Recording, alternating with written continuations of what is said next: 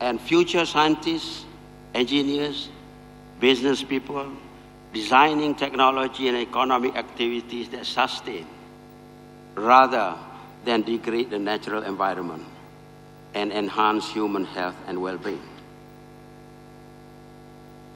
Where do I point these things so that it change? There.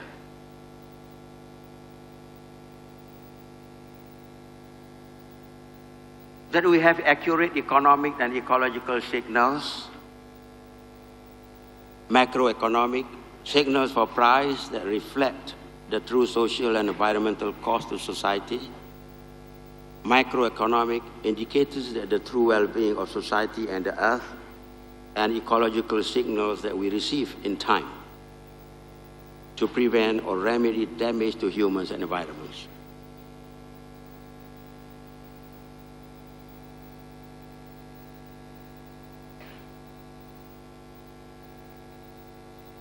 Current and future generations are able to pursue meaningful work and able to realize their full human potential. Dramatically reduce resource consumption, pollution, waste, and of course, corruption of any nature. And what would it be like if globalization is humanized to support democracy, human rights, and economic opportunity for everyone?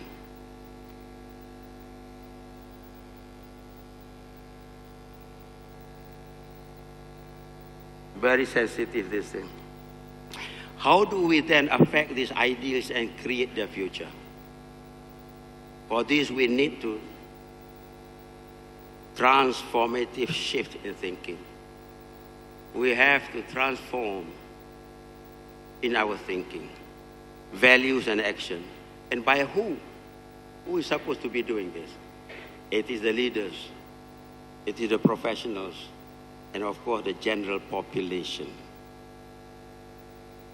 And to change the mindset necessary to achieve these dreams is a sustained long-term effort to transform education at all levels. This is what we are talking about.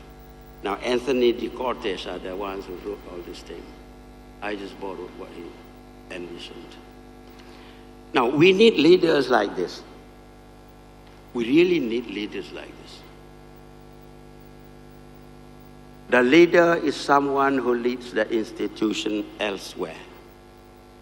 A leader who does not lead the institutions elsewhere but stay put is not a leader. Now, watch how the cockerel leads his many wives. I suppose that is his wives, those are. Watch how the cockerel leads his many wives elsewhere. Across the grass which is greener and cleaner. Well, the cockerel must have and should have comfort with his wives before taking any action. And followers, of course. I was just trying to be funny with you, but you did not even laugh at it. Now, in appointing Prophet Daud alayhi salam as leader, God's words were such: we made his kingdom strong and gave him wisdom, sound judgment in speech and decision. Surah Sad 38, ayat 20. Now this means, what does this mean? This means that to be a leader, to have a future for higher education, the leader must be wise, the leader must have sound judgment in his speech and in his action. This is the Quran that says it. Now, I am going to use the Irish limerick to invite our esteemed speakers to the rostrum. For those of you who do not know what limericks are, the limerick has got 5 stanzas. The first and the second stanza is a very long one, and it rhymes with each other. The third and the fourth one is a short one, and it rhymes with each other. The last stanza is a long one, and it rhymes with the first and the second stanza. This is education. This is the future of education.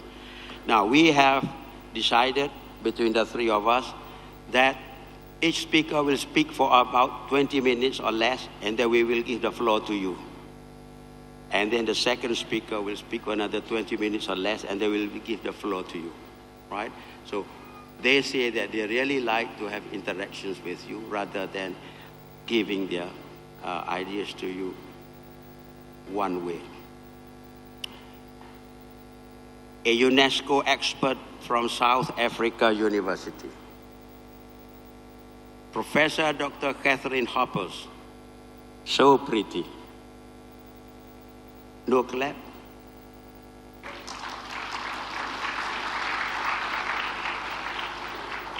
Further higher educations must be furnished with appreciations. Women of all people, when they are told that they are very pretty, they are very happy.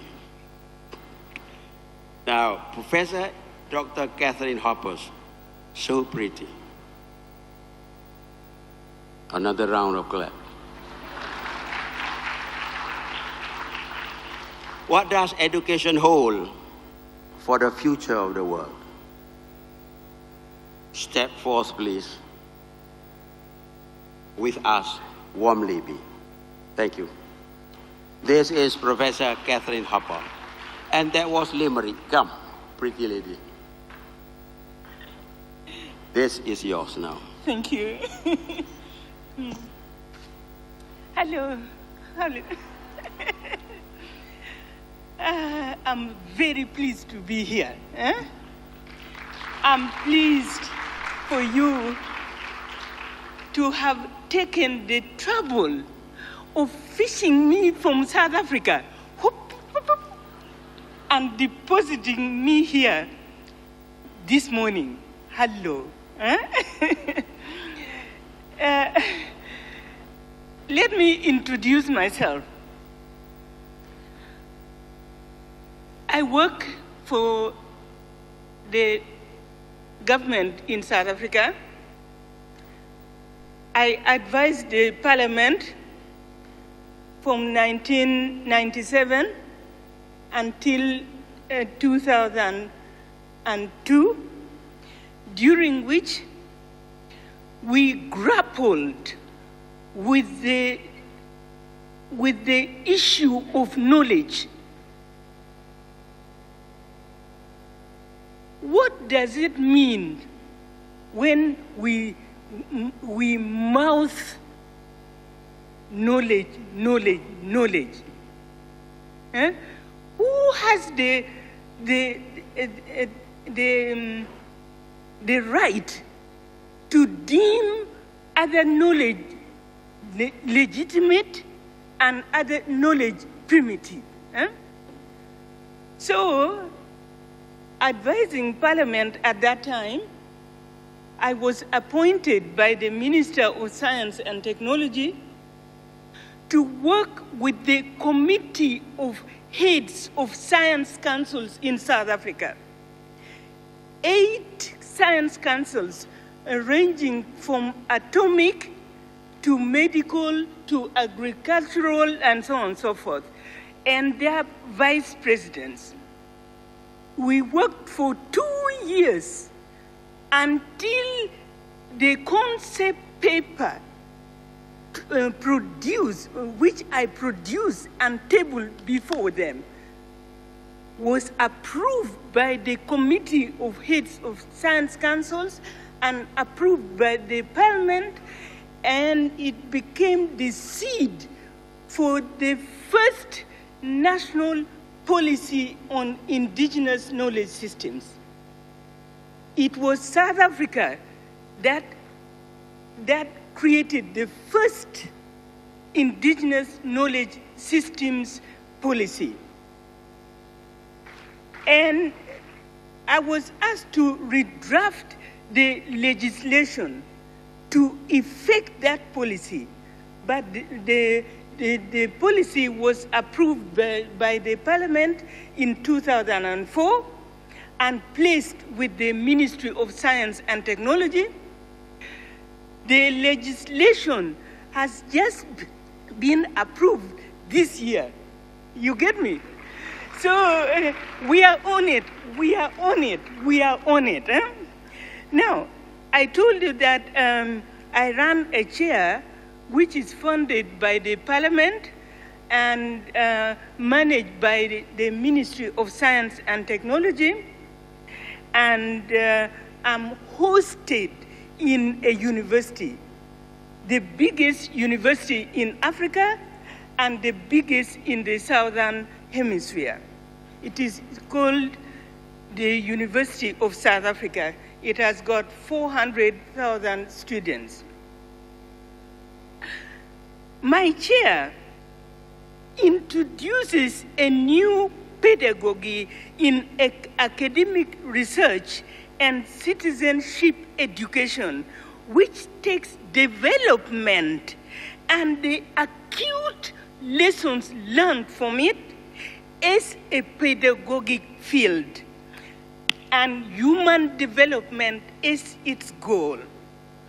Its exploration through research, postgraduate training, and community engagement seeks answers to some of the most taxing and exciting questions about development, knowledge production, and science. For example, I ask, what kind of transformative actions must be brought to bear to enable both restorative action and sustainable human development to occur in Africa and elsewhere? And how can key areas of disciplinary knowledge production, such as science, economics, education, and law, be reconstituted in order to bring about a just and human-centered development on the continent and elsewhere? So the chair that I run, it is funded by the Parliament. The chair reframes human development and systems transformation within a paradigm of restorative action and cognitive justice. Cognitive justice recognizes the plurality of knowledge systems to coexist in public, without duress. You get me? All forms and traditions of knowledge systems must coexist in public without duress. That is what my chair is all about. In other words, we are tired of following the Western knowledge paradigm. No. We are tired of it anyway. So we must think of other ways or other codes or other formulas, other peaceful formulas to introduce something else completely, which is public and without duress, without hierarchization and duress.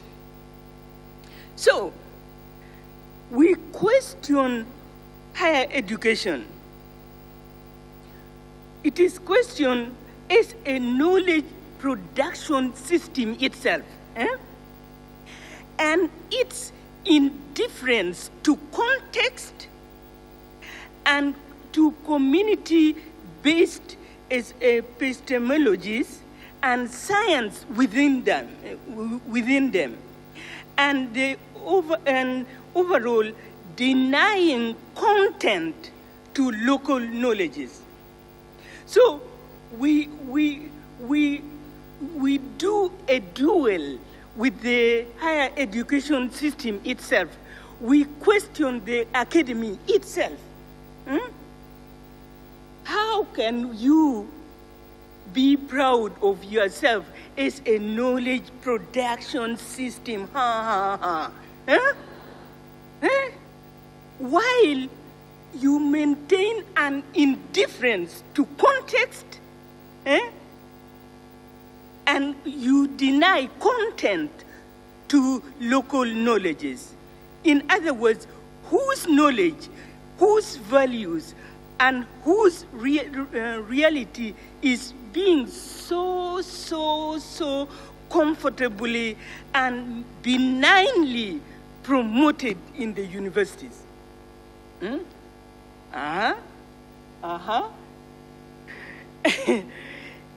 We question the academy and the universities as a knowledge legitimation system.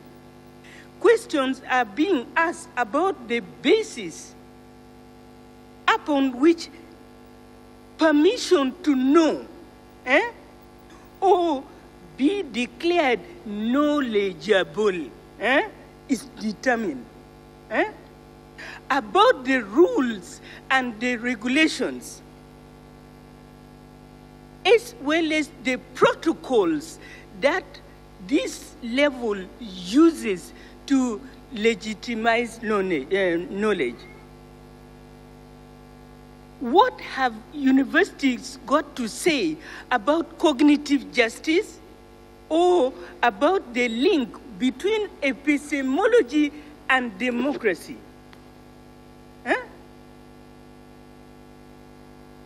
And what have they been thinking about the legitimation of scientific, philosophical, and artistic and social knowledge? The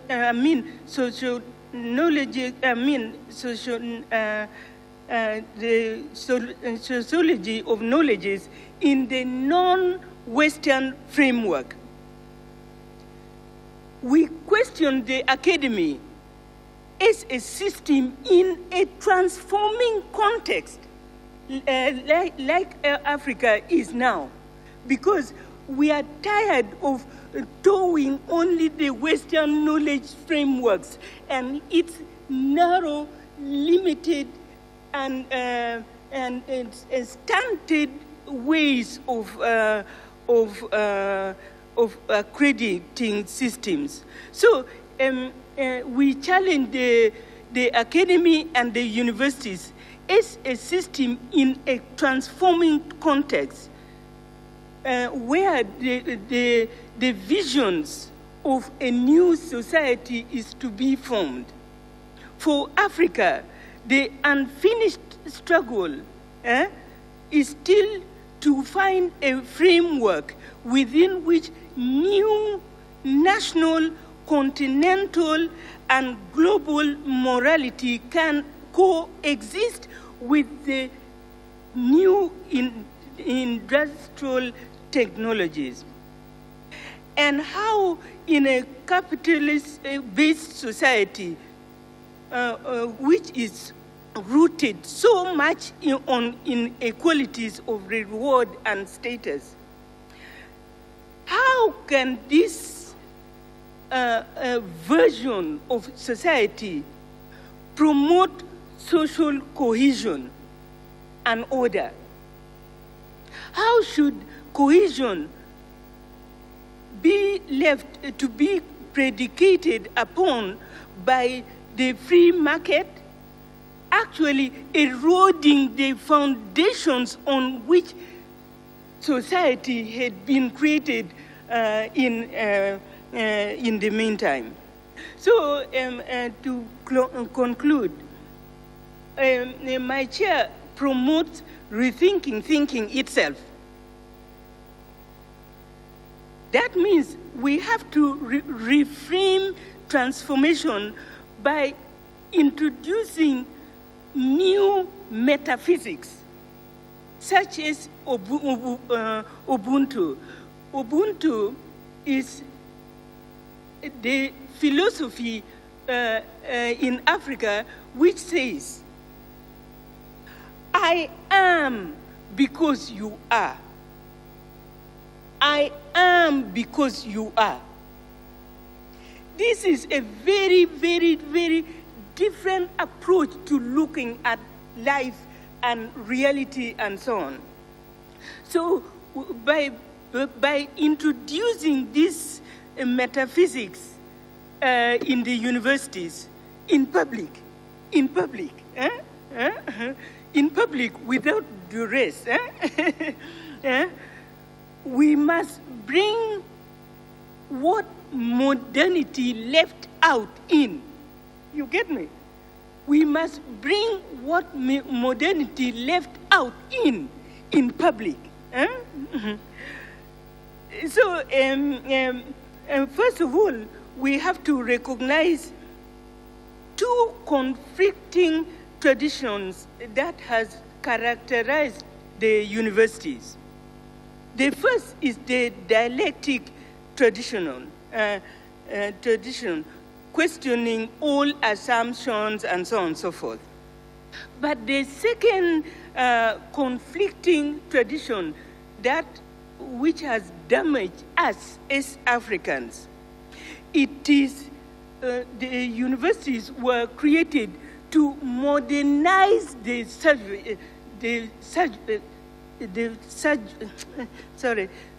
savages, and indoctrinating all into the European way of life and to dehumanize other ways of living. So what we are doing in South Africa is that we are expanding this dialectic tradition to include other knowledge systems, and this conforms to the democratic imperative.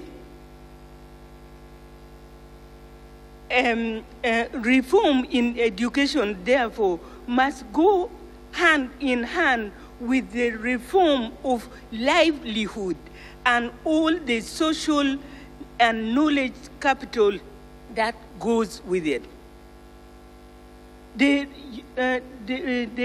rehumanization of knowledge production systems, ethos, culture, architecture, and so on and so forth. It links with the ethical and epistemological imperative. And ecology, changing ways of living to be in harmony with nature. This conforms to the livelihood imperative.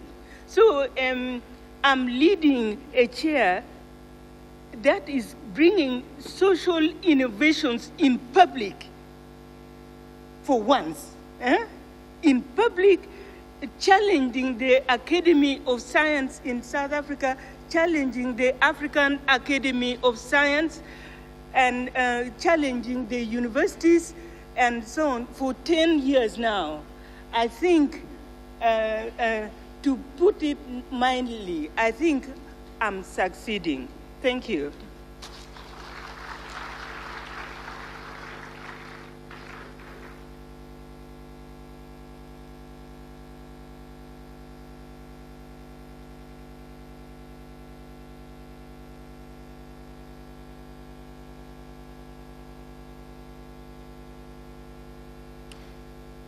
Professor Harper, we learned something today. Ubuntu, I am because you are. For once I thought you were going to say Mobutu, but this is Ubuntu, I am because you are. Nice expression. Now I am going to summarize your lecture only in 2 verses through the Malay limerick. Buah delima, buah berangan. Mana nak sama pisang restali. Ceramah puan tiada bandingan. Orang mengantuk, bangun kembali.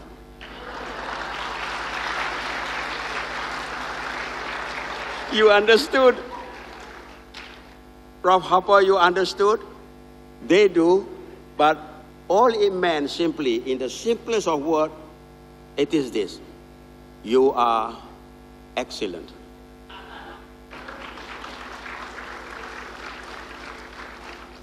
I shall have to stop there before you are embarrassed further. Now then, question time. We have got about 5 to 5.5 minutes for question time. Anyone who is dying to ask Professor Catherine Hopper, please do now.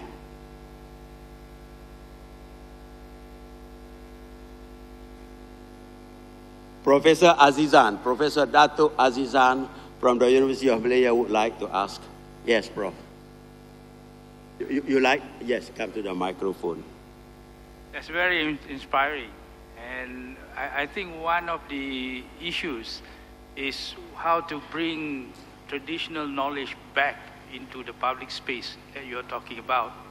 And I remember part of colonization is to deny the traditional knowledge, to kill off your culture, so that in the sense, actually to make you who are not barbarians, they are the barbarians, but reverse it. And that's how colonization, in the word Ghazul al-Fikri, it means to colonize the mind. That's the worst colonization that can happen, and that's what the colonizer did. And to liberate that, but what is happening now is that with globalization, a new form of colonization is coming in. And you can see the ranking, and you are part of, you are so happy that QS is saying there's 100 universities. But when I was in Portland, university is for the community. University is not part, university should not go and jump into the ranking system. But sadly to say, most people like to, especially politicians, likes to compare who has the biggest whatever. And sad to say, Malaysia also is now into this ranking game because we want to have global colonization. So what is your opinion in the sense of being entrapped again into a new form of colonization? Thank you. Professor Azizan is very sad. Could you cheer him up a little bit, Professor Hopper? Yes. Could you make use of that microphone? Yes. Yes. All I can say to you is that get out of it immediately.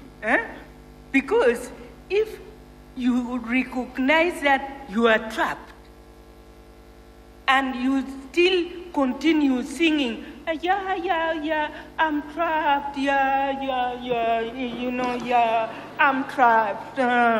Get out of it immediately, because you are burying your students along with you. You are burying them in the Western duality. Either or, the savage and the civilized, or the primitive versus the educated, and so on and so forth. It is that trap that we have to look beyond and introduce another way of looking at at society and reality. So get out of it immediately and start to create new ways of thinking. You are allowed. It is your human right. Get out of it immediately. Thank you. Get out. Did you hear how many times Professor Hopper tell you to get out? And not only how many times, but immediately. Get out. Are you happy now, Professor Azizan? You are. He is very happy with your answer, Professor Hopper. All right. Next, the future generations is to make people happy. That's the future of higher education. All right. One more question before we go to our next distinguished speaker. No one is dying to ask a question?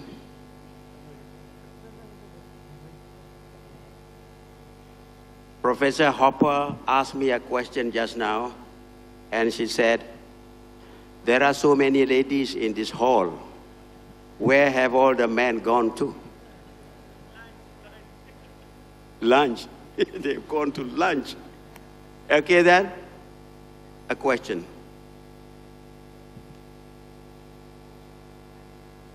Just ask anything. This distinguished two speakers could answer almost anything. Yes. Okay. Hello and very good afternoon. You mentioned before about the Ubuntu. I'm very interested in that topic. So is it related to a tradition or religion? And can you share how do you instill the spirit of Ubuntu for your country, for the student especially? Prof? In fact, Ubuntu is not a religion, really. It is a metaphysics. Metaphysics. It goes deeper than religion. You get me? It is the way Africans look at another. I am because you are. So your pains hurt me also, and my joys are yours also. If we had known before that we would be fooled by colonialism, we should have espoused Ubuntu much earlier. But we kept it to ourselves and let the colonialists come and rule us and rule us and rule us for several centuries. And yet, our way of looking at ourselves and the others and so were totally different from the Western way. You get me? So it is time. We are tired of it, and we say it is better late than never. I think, Professor Harper, I think they got you, because in our own Malay words, there is an equivalent word to Ubuntu. It is called Buntu. When people is Buntu, thoughts and pikiran, then it is Ubuntu. Now, the next speaker will be, thank you very much for your indulgence. Next speaker is a distinguished scholar from the University of Science, Malaysia. Professor Dato Dr. Ahmad Murad American, towering personalia. Be you, as usual, bold. What future education holds? Step forth, please. We can't wait to hear.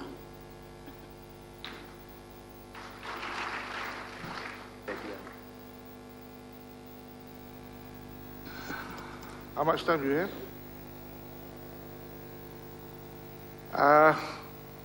Assalamualaikum warahmatullahi wabarakatuh. Fellow panelists, moderator, friends, colleagues, and participants. I have 2 points to make within this time given. One is the theme, the wording of the theme, future world and higher knowledge.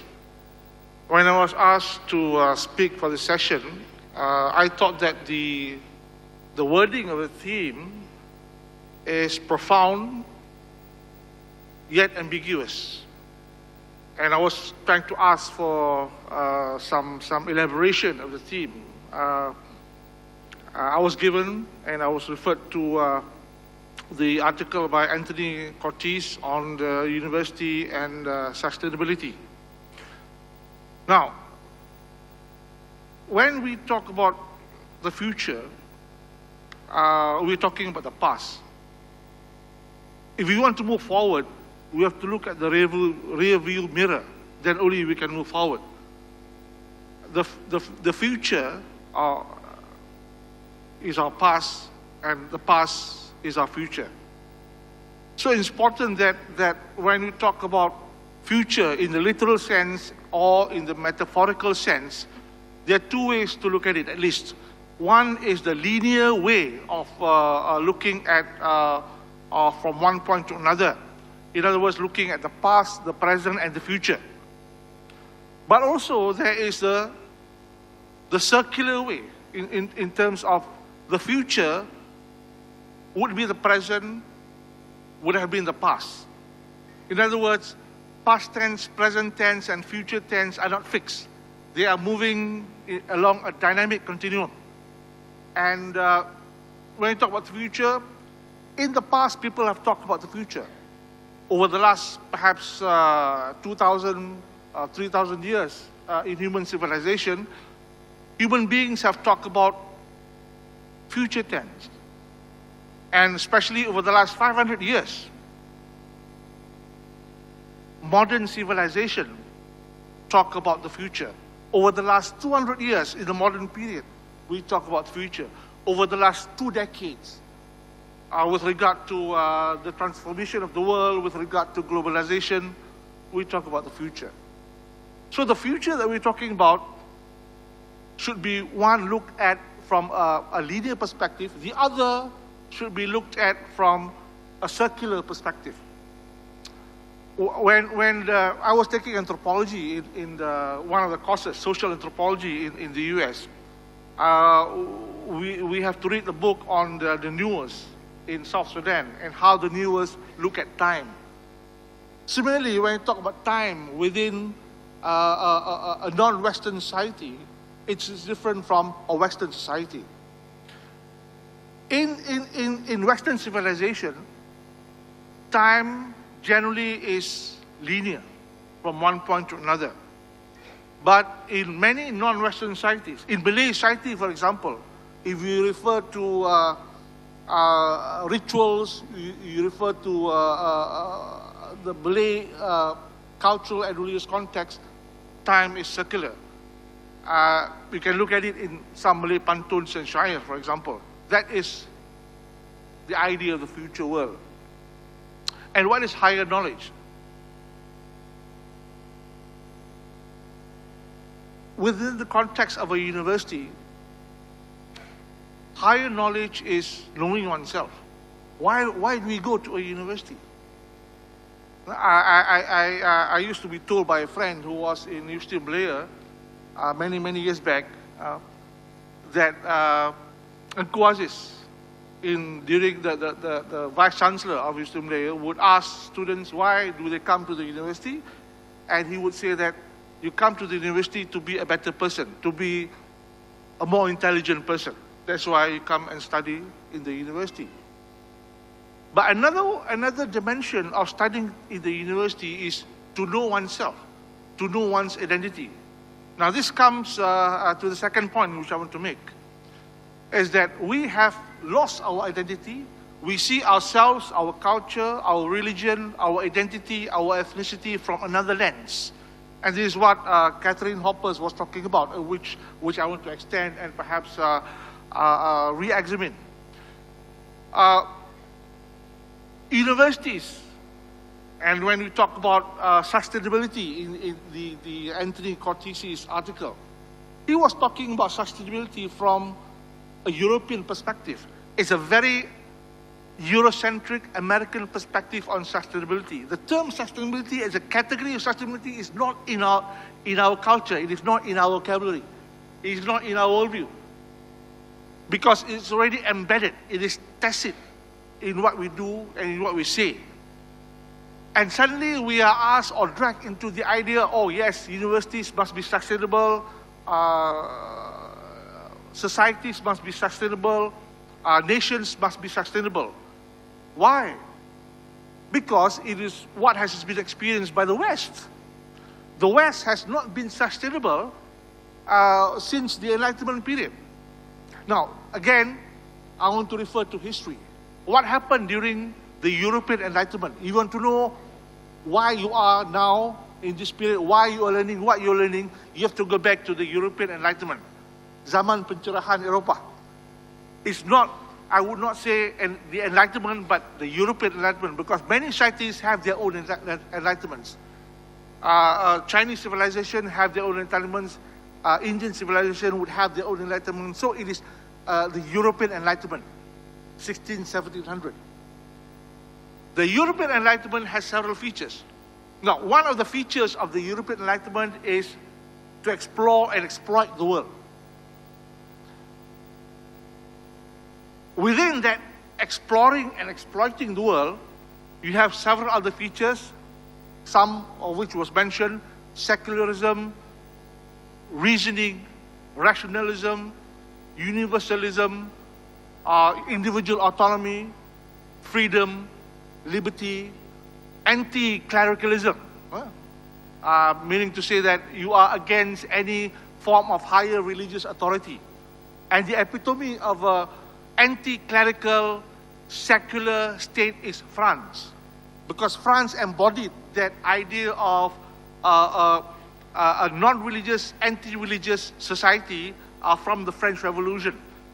And so the period of the European Enlightenment has been a watershed whereby processes, of one of which was colonialism, was carried on to outside the world. Now, what happened in Europe in the 1700s was local to Europe. It was local, it was not universal. And one of the things which I've always criticized and worked on is that knowledge that came to our shores, to our minds, to our universities, is local knowledge assumed to be universal. And this is a problem. What is local to Europe, we study. So there is a mismatch of what we study to our individual peculiar problems in Malaysia. For example, okay, I assume many of us are from the humanities and social sciences. Many universities in Malaysia study social science. Social science. Especially University Malaya, University of Science Malaysia, UKM, USAS pun ada social science in various forms. Over the last maybe 50, 60 years, the social science that we studied in Malaysia have been taken lock, stock and barrel from Europe. We have not decolonized the corpus and the epistemology of social science knowledge. Why I'm critical of social science? Because when we study social science as it is, we are blinded, we are veiled in knowing ourselves. European social science began with sociology, 1700, and then anthropology. Anthropology is the study of primitive nativistic societies. Kita pun ambil anthropology to our universities and study ourselves. So we study ourselves within a European lens. Sociology was because of the problems happening in Europe in terms of poverty, in terms of social arrangements, in terms of mindset, in terms of health and so on, in terms of suicide. So the problems were peculiar to Europe, but they have been universalized. So this is the thing that we have to decolonize. Not only sociology and anthropology, but also economics. One of the things which is happening to the world is the bane of economics. Economics has caused many problems. Economics have caused income inequality, social inequality, poverty, starvation, war, and so on. When we studied economics, the corpus of economics is based, for example, on Adam Smith. Adam Smith, who wrote The Wealth of Nations. And perhaps kalau sociology, Max Weber, who wrote a number of treatises, one of which is The Protestant Ethic and the Spirit of Capitalism, and Economics and Society.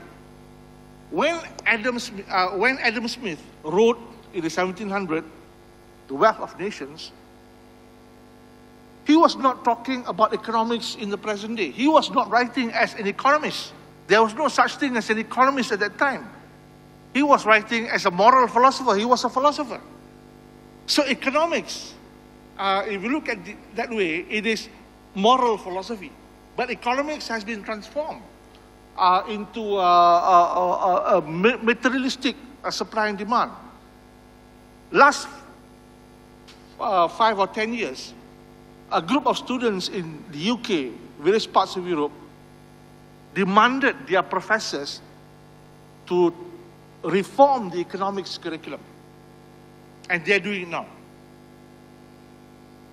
But we have not done anything. We are still studying Keynesian economics, we're still studying classical economics, even though we're talking about Islamic economics, but Islamic economics is still within the larger paradigm of conventional economics. Max Weber. Many of you who read sociology have read Max Weber. Max Weber, who talked about development in Europe, was not writing as a sociologist. He was writing as a priest. So again, when we talk about the social sciences, these are the things that we have to decolonize. Another one, my final point, is that the whole corpus of social science neglects religion as a component in society. Europe became secular in the 1800s. In Europe, religion is a private sphere. Especially after the collapse of the Catholic Church in the 1600s, religion became privatized, quote unquote. The transcendence of God was collapsed together with the collapse of the Catholic Church, which ruled Europe for 1,500 years. So social science came within that arrangement. We took it. When we took it, religion is considered as a private sphere. But in our society, we are determined by religion. We are determined by the consciousness of God. Therefore, if you want to study the consciousness of a greater being, you cannot study it within the context of social science. So there is an incompatibility. And this incompatibility has not been resolved. We are, in Malaysia, we do not have a strong movement to decolonize knowledge. Even in the Islamic university, they're not doing epistemology. They're only studying Muslim societies. They're not restructuring the epistemology of economics, social science, and even philosophy, because there's no philosophy in the first place. Thank you.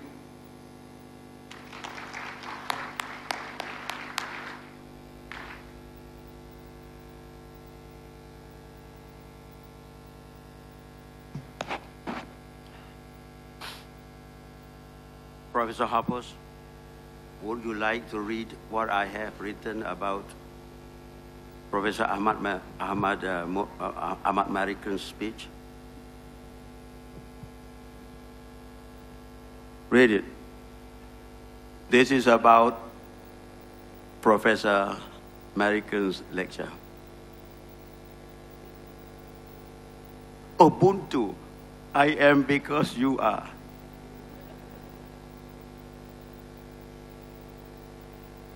No giving up. A professor never gives up.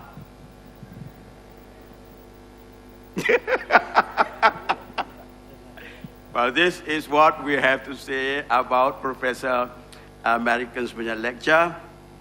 Listen. Minyak tanah darilah Kangar. Bawalah sekejap ke Tanjung Puan. Does it make any sense? Almost, yes. Banyak ceramah sudah ku dengar. Tidaklah sama ceramahmu Tuan. Professor Hoppers, all it means in the simplest of words is that his lecture was brilliant, like yours. Thank you very much. Question time now. Those of you who want to ask Professor Ahmad Murad Marikan, please go ahead now.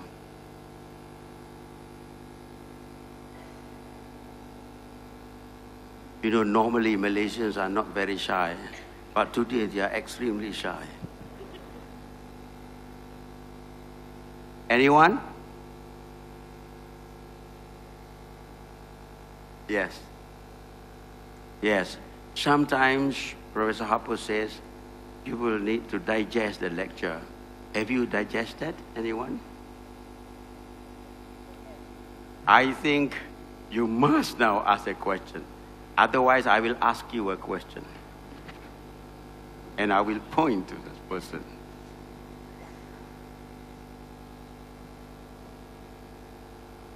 Where is Professor Azizan Bahar? Yes, please.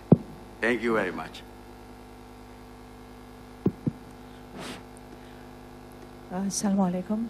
Good afternoon. My name is Mashita. My question is to Professor Marikan. I just would like to relate your speech. Firstly, I would like to thank and to appreciate for your good speech.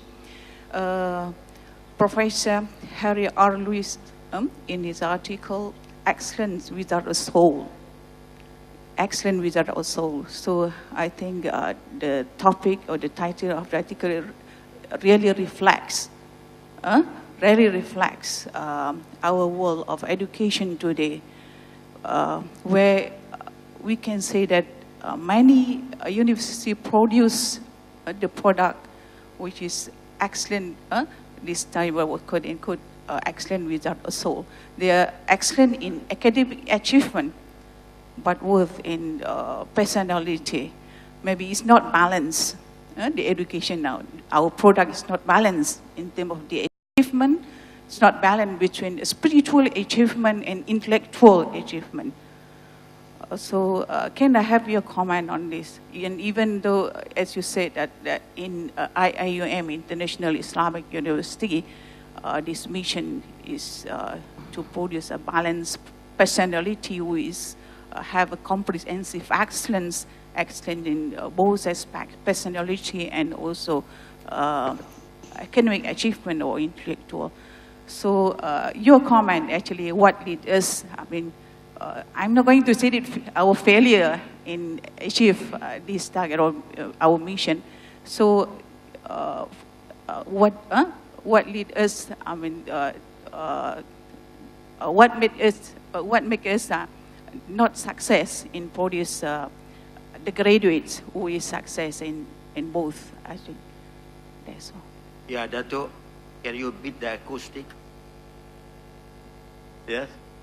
I think the microphone one that you were using must, yeah, because we could not hear because of the acoustic. And the microphone, I think, is bad. Can you give me the microphone?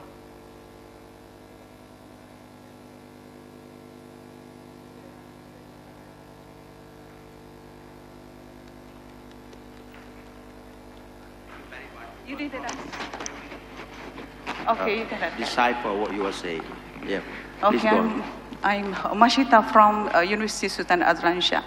Okay. I just would like to relate, Professor, your speech with what Professor Harry R. Lewis said, excellent without a soul, where we can see nowadays that many universities all over the world that they cannot produce the person who is, we have a good, achieve a balanced achievement, both excellent in both aspects, intellectual as well as spiritual.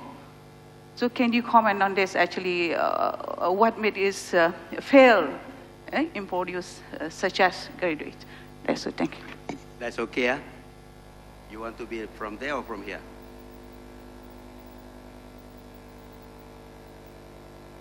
In the Western discourse of a university, it is to produce the good citizen. Citizen, city, civil, civilitas, and we emulate that into Medina, Madani, to denote civilization. The idea of citizen was already discussed during the Greeks in the Greek city-states, where to produce a person who conforms to the political unit, the regulations of that political unit. They did not talk about knowing a higher being. They did not talk about knowing oneself. So there is an incompatibility with regard to conventional university education. Whereas what we should do is to know ourselves, know our identity, know our cult. It is that kind. In other words, the higher education in Islam is to produce the insan al-kamil, the perfect man, the manusia, not the citizen. In other words, when you talk about citizen, you're talking about the nation state. The modern nation state is a recent phenomenon. In Islam, in Islamic cultures, there are no nation state as what we have now. The early nation states existed in Italy, 1500. The newer nation states in the 1800s. And nation states have a very much, if you look into the history of Europe, very much, even, if I were to say this, orang Dewan Bahasa mungkin marah, bahasa jiwa bangsa. Bahasa jiwa bangsa is very Germanic in nature. In other words, if you read Hegel, for example, the Hegelian consciousness is the unification of the state, a common language, a common soul, the German soul. So the idea of producing a citizen is to galvanize that soul in the secular sense. So that is the idea of a modern university. But here we are faced with a dilemma of how to reconcile that dualism. But to me, it's just destroy the dualism. We exist, kita ni manusia dua alam. On the one hand, we are European. We are Europeanized. On the other hand, we are Malay, Muslim, traditional. Last few weeks, I wrote my column in the newspaper on the Penang Free School. Okay? On this Friday, Penang Free School will celebrate its 200th anniversary. I am an alumni of Penang Free School. But I was the first in Malaysia to criticize the idea of the Penang Free School as producing the Anglophile, Anglophilia. And I was criticized by doing that too. Okay? So again here, the ultimate, okay, to cut it short, the ultimate idea is to produce a conscious man, conscious, regardless of whether we see the world from a Eurocentric perspective, which I was criticizing and Professor Hopper was criticizing, but we have to be conscious. In other words, we not only can or will look at ourselves from outside in, but also from inside out. So this is the consciousness and the so-called balance that we have to attain in the universities. I'm quite bothered by, again, the term sustainability and sustainable development is an oxymoron. Sustainable development is based on the development of the ideology of development post-World War II, Bretton Woods and so on. And it was a term in 1963 by the Brundtland Commission. Sustainable and development. Kita apa guna sustainable development? We are thinking that it is a contradiction in terms. You cannot have sustainability with development at the same time. So these two concepts have to be collapsed. Similarly, in the university, the concept of the dualistic nature of learning, for example, okay, on one hand we have Islamic studies, on the other hand we have history, should be collapsed. And this is what we fear of doing. Nothing is stopping us, but our scholars fear of doing that. Thank you.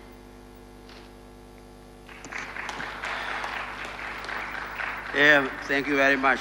Perhaps we should have a middle hand, because on one hand and on the other hand, a middle hand probably will sort out these things. Now, when I was asked why I went to a university, my answer was, because I don't know where else to go. So I went to the university. Now, one more question, because you have asked Professor Harper's 2 questions, so you have got to be fair. Ask Professor Ahmad Murad Marikan another question. Yes, thank you. Assalamualaikum. Waalaikumsalam. From Institute Darul Rizwan, IDR. My question is directed to Prof. What say you about putting Al-Quran as a basis for development of a university, irrespective whether it's a national university, University of Petronas, or University of Malaya, and as envisaged by the University Islam Antarabangsa, which I was from there, that putting Iqra bismi rabbikal ladzi khalaqal insana min 'alaq, which means read in the name of thy Lord. Your comment, please. Thank you.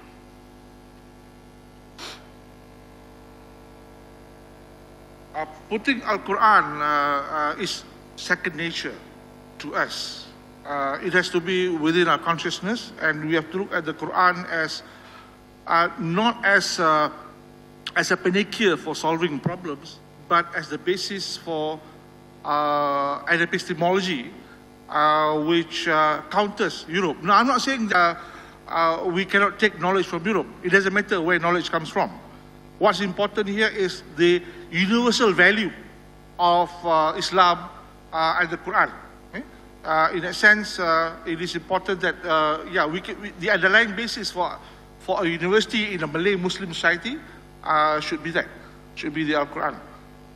Thank you. Like to answer.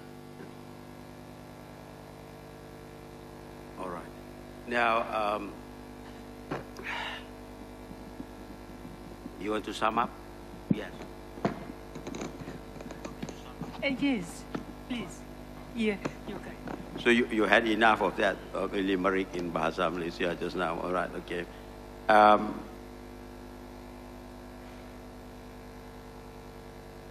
Yes. There is another question. Suddenly, you know, they become a past.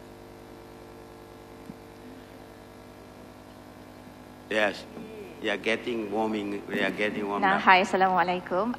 Because we just pondered upon something while we're talking about the points. So most of us here come from a generation where the era of open access education.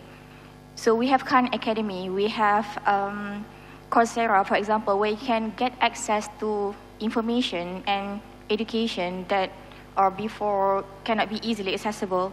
So for the future, do you reckon that would qualification and certification would still be valid? Because we can see in our era, for example, like, okay, Steve Jobs is a dropout and he is successful. And would only experience be enough? Maybe it is not applicable in areas like medicine or engineering, but still, in the future, would it still be valid? Thank you. All right, Professor Hapos first, and then later on, Professor Ahmad Marikan. What we are doing in South Africa is to take the official knowledge that you get through books and so on and so forth, and add onto it local knowledge. For example, in philosophy, in agriculture, in animal husbandry, and so on. All these fields which you study using book knowledge exist also in the primitive knowledges, isn't it? Hello. So the task for the university is to make that official. Both the book type of knowledge and the local knowledges in public.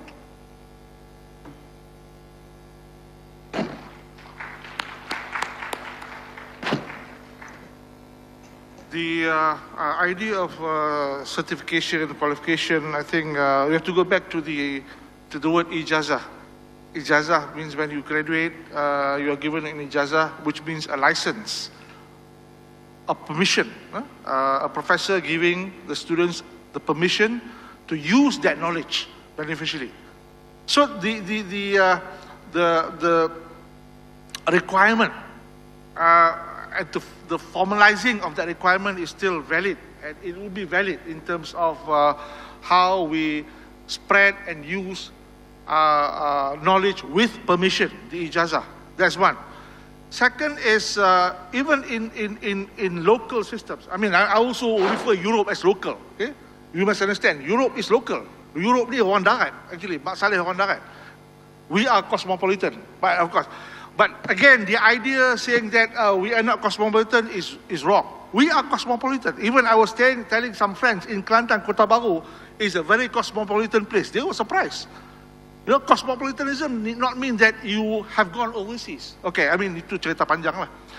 But the idea of, okay, one is ijazah, and then you have accreditation, you have recognition, you have licensing. All these are criteria to control the recruitment of people into certain professions. And this has been developed over time, even before Europe became modern.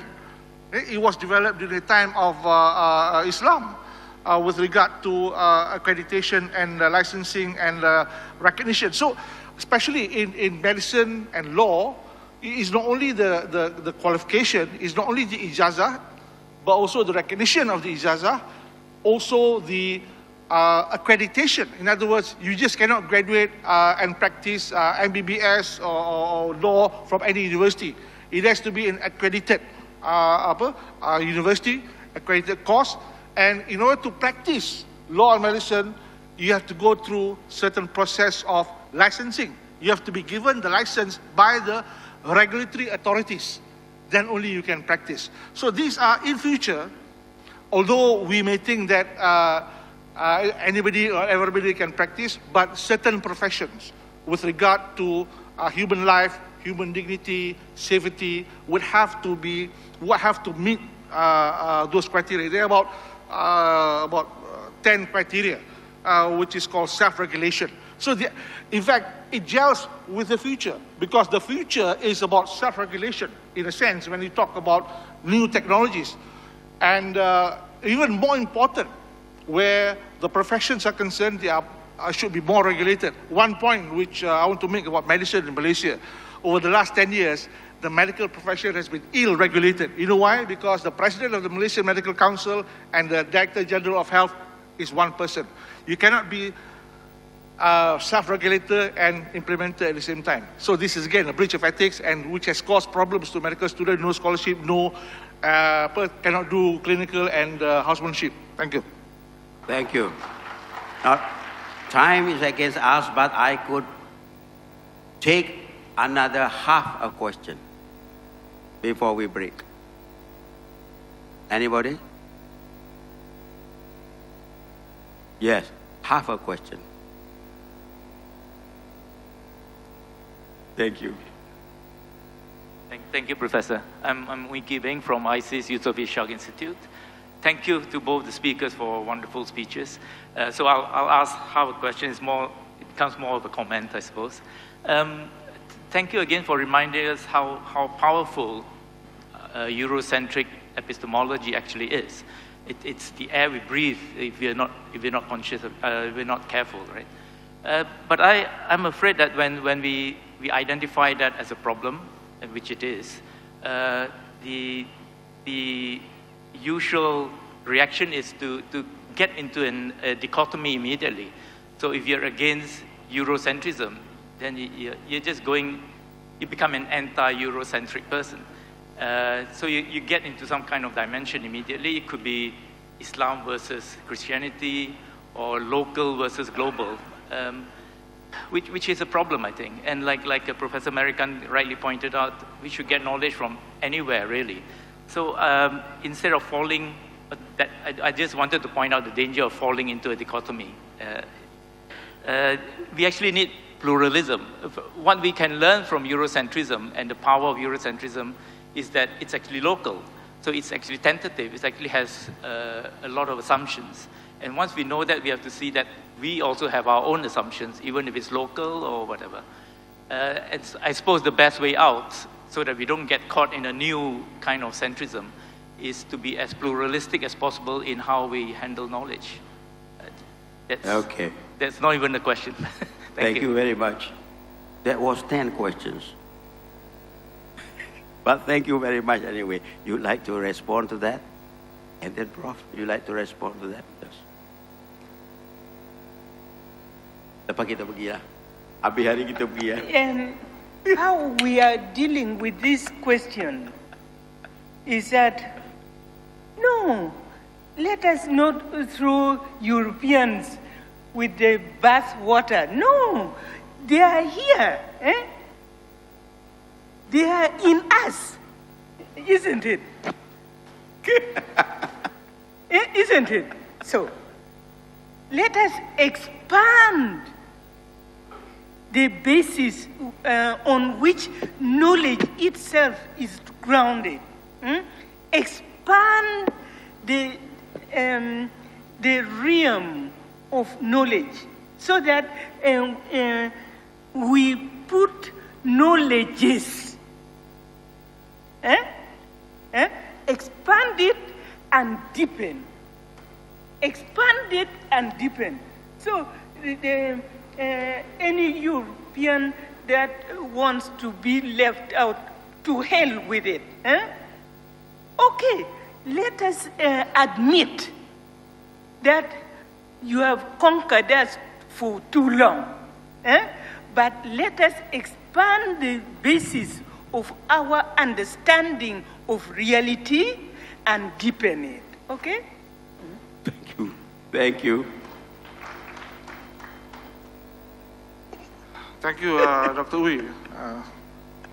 I've read many of your comments earlier. We are actually white men in brown masks. All of us. I've said I've created a polemic with regard to my school, Penang Free School, and there'll be a forum next month to talk about this.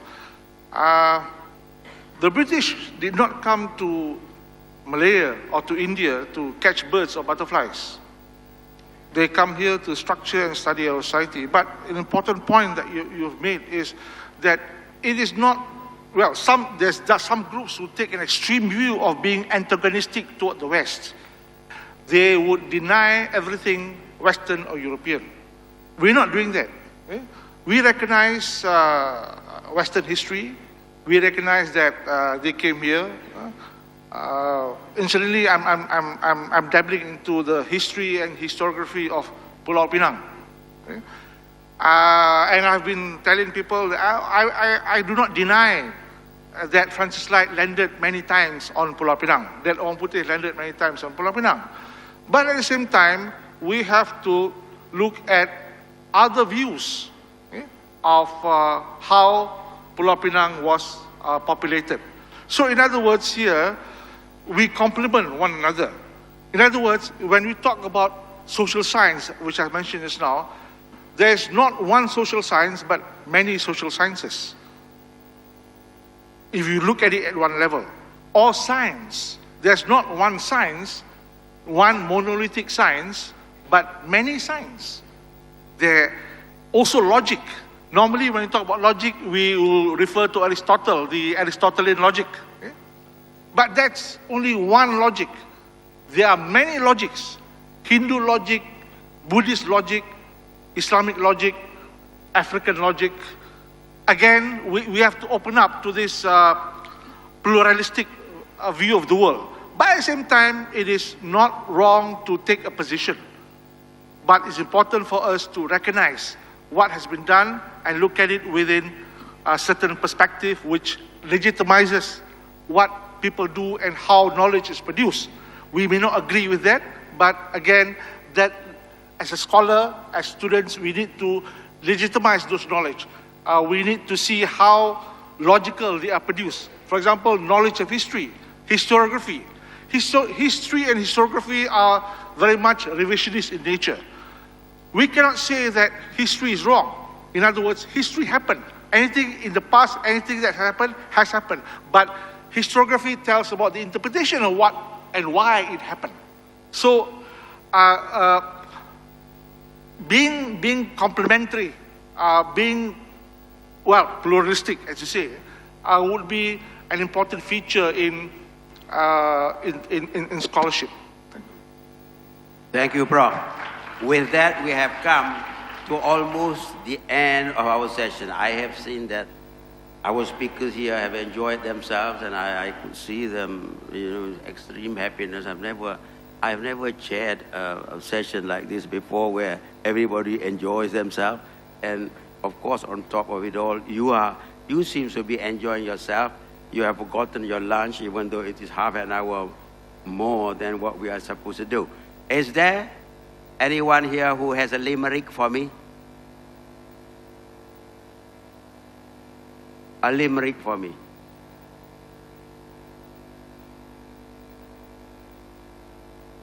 Since you have none, then I will say, on behalf of the organizers, how grateful and thankful we are to Professor Catherine Hoppus and Professor Ahmad Murad American for having addressed us so well that we enjoyed fully ourselves. Since you do not have any limerick for me, let me give you a limerick for yourselves. Kalau tiada sumur di ladang, ke rumah saya datanglah mandi.